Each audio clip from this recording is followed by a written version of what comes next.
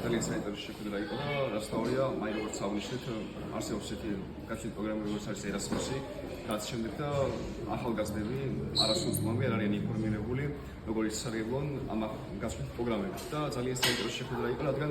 ჩვენ შევძელით და რა თქმა უნდა, თქვენი მხარდაჭერით გავიგეთ, თუ როგორ შეიძლება მოხდეს ამ გაცვლით პროგრამებში მონაწილეობის მიღება და ისიც გითხრით ძალიან დიდ მადლობას.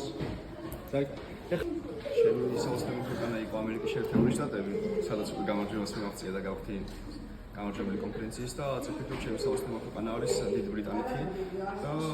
ფიქრობ რომ ძალიან კარგი შესაძლებლობა იქნება თუ გასულ პროგრამა გამოჩნდება დიდი ბრიტანეთში.